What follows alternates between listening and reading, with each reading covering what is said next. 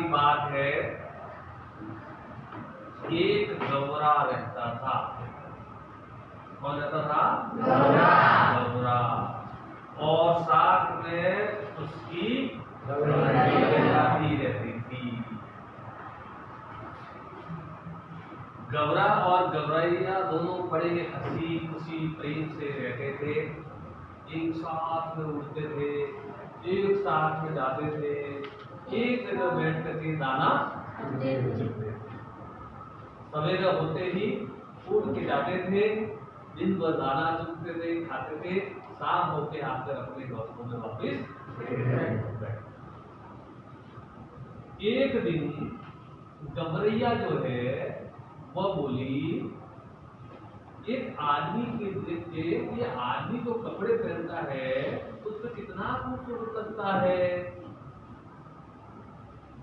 आदमी कपड़ा पहनता है उसमें कितना खूबसूरत लगता है। गौरा बोला, क्या खास खूबसूरत लगता है, तो कपड़े में और भी खराब दिखता है।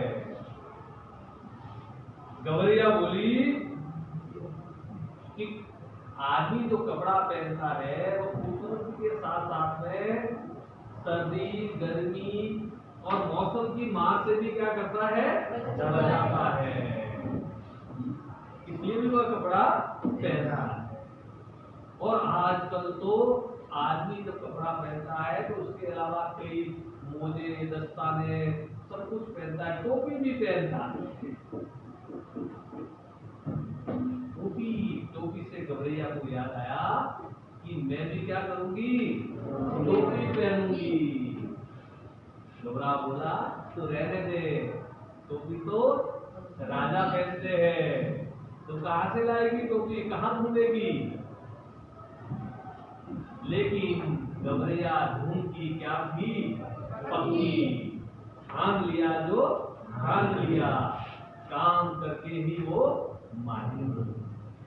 सुबह उड़ने गई, जाकर के जैसे धागा चुभ रही थी वहां उसे एक रुई का क्या मिला, पोहा।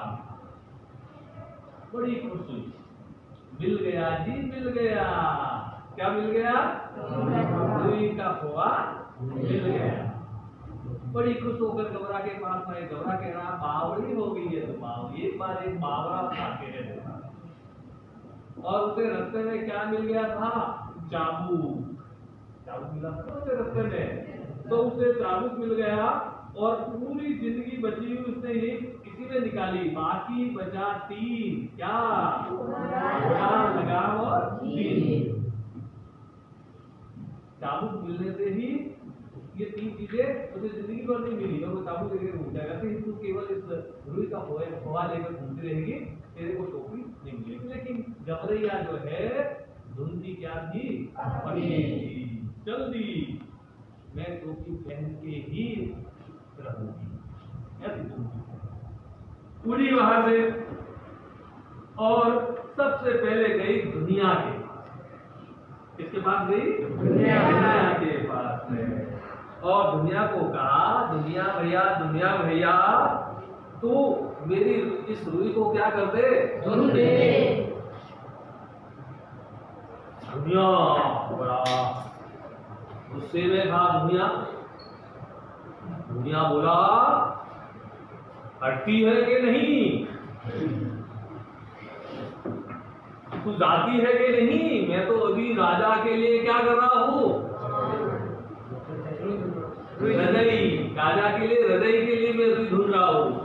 पहला काम मेरा राजा के लिए रुई ढूंढना है। गौरैया बोली, भैया मैं तुम्हें पूरा उजरत दूंगी, शरीर में काम नहीं करवाऊंगी, पूरी मेहनत दूंगी। एक काम कर, तू मेरा रुई ढूंढे, आधा तेरा आधा तेरा। घूमने को बात अच्छी लगी, पहली बार कोई अच्छा सा सौदा कर रहा है मेरे साथ में, मुझे मजदूरी पूरी दे रहा है। उसने फट से उसकी रुई है वो क्या कर दी, ढूंढ दी। अब वो रुई ढूंढी हुई उसने आधी दुनिया को दे दी, और वहां से उड़ करके आधी रुई लेकर के गई कोरी के पास। कोरी के पास जाके बोली, कोरी भैया सूद काट दो, इस सूद का क्या काट दो, सूद काट दो। कोरी बोला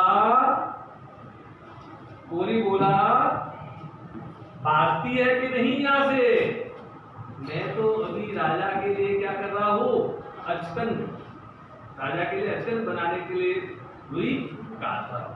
सबसे पहले मैं राजा का काम, ये बोली भैया मेरा काम कर दो,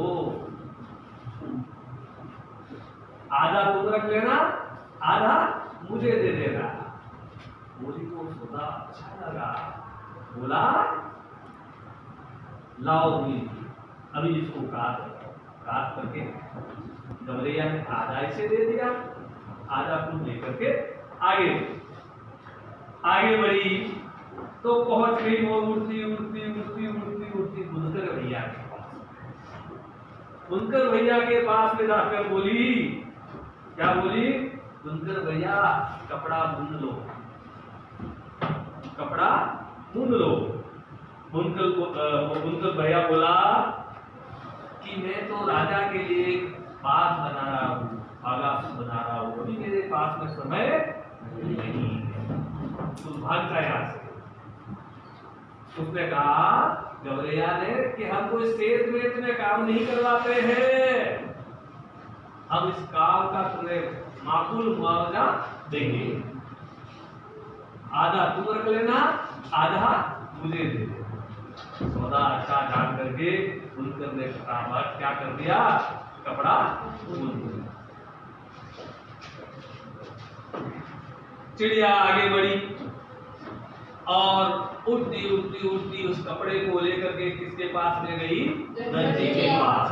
अब थोड़ा सा काम बचा था, दर्जी के पास जाके बोली, दर्जी भैया इस कपड़े से मेरे लिए टोपी बना दो।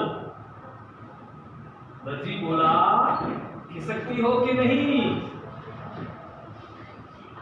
मैं तो राजा का जो इतना रत्न हुआ है उसके लिए अभी क्या बन रहा हूं, कपड़े से क्या बना रहा हूं मैं, जब्बा, उसके लिए मैं जब्बा बना रहा हूं राजा के बेटे के लिए, उसका नाम दशरत्न था। 7वीं रानी से 10वां पुत्र था, इसके नाम क्या था, दशरथ। उसने कहा भैया हमें बुन के दे दो, हम बेगार में काम नहीं करवाते हैं, बता एक की जगह तुम 2 बना दो टोपी, एक तुम रख लेना, एक हमें। दर्जी को भी लगा कि तो हमें बड़ा अच्छा मजदूरी मिल रही है। दर्जी ने टोपी बना दी, 2 टोपी बना करके दर्जी भैया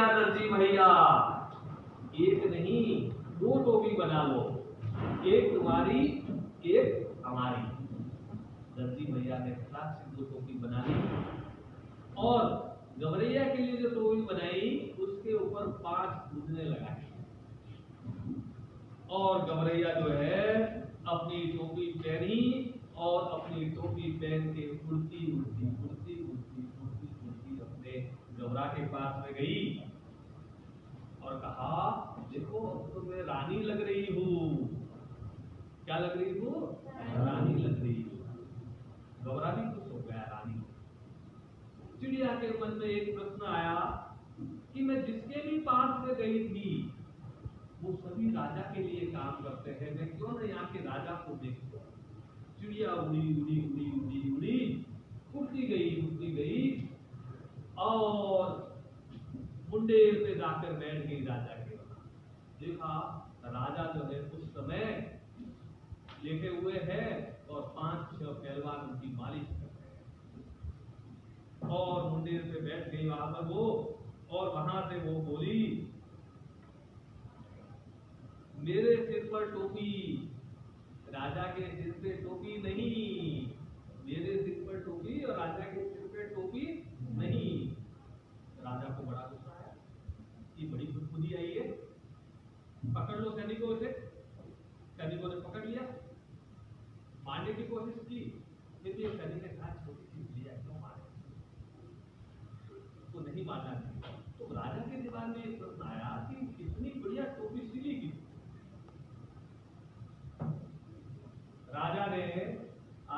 किया कि ये जो टोपी है इसने दर्जी को बुलाया। दर्जी दौड़ता हुआ आया, राजा के सामने दर्जी आया दौड़ता हुआ। कौन आया? दर्जी। खम्मा अंदाता खम्मा, अबे तूने हमारे राज में इतनी अच्छी टोपी कैसे सिली बता? माफ करो अन्नदाता, माफ करो मुझे खम्मा। कपड़ा उम्दा था इसलिए उम्दा टोपी सिली। कपड़ा कहां से आया? बुनकर के पास, बुनकर को बुलाओ। बुनकर बेचारा कांपते कांपते कांपते कांपते आ गया।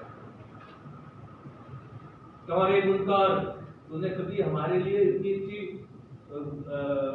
कपड़ा बुना? क्यों नहीं बुना? खम्मा अन्नदाता, माफ करो अन्नदाता, सूट बड़ा उम्दा था, महीन व लचकेदार था, इसलिए अच्छा कपड़ा बुना। कोरी को हाजिर करो। कोरी आया कांपते कांपते कपड़ा पे। क्यों रे कोरी, कभी हमारे लिए इतना अच्छा कपड़ा तुमने रुई तो है काटी नहीं?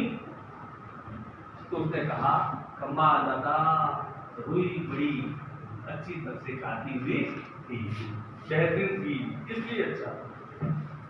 दुनिया को बुलाया जाए। दुनिया हाजिर हुआ। खम्मा दादा, माफ करो माफ करो। क्यों रे, कभी हमारे लिए तुम लोगों ने ऐसी टोपी नहीं बुनी, कपड़ा नहीं बुना? माफ करो अन्नदाता। दरअसल बात यह है कि इस चिड़िया ने हमारे काम का मुआवजा, हमारे काम की मजदूरी हमें बराबर दी है। आपके राज में हमें मजदूरी नहीं मिलती थी, इसलिए हम सबका अच्छा काम नहीं कर पाए। माफ कर दिया सबको। पिछले में गौरैया वहां बैठी थी। गौरैया बोली, अरे राजा, मैं तो पूरा मोल चुका करके टोपी लाई हूँ। क्या करके लाई हो? मोल चुका कर, पूरी मजदूरी दे करके लाई हो, आधा आधा हिस्सा दे करके टोपी लाई हो। तू तो कंगाल है, कंगाल, नीरा कंगाल है, तू कहां से मजदूरी देगा? अब राजा को लगा कि तो कहीं हमारी और पोल न खोल दे, इसलिए इसकी टोपी लौटा दो, लौटा दो। सैनिकों ने मिलकर टोपी लौटा दी। उड़ती उड़ती उड़ती चिड़िया गई और कहा, राजा तो डरपोक है, डरपोक है, डरपोक है। और इस तरह से चिड़िया अपनी टोपी में चली गई।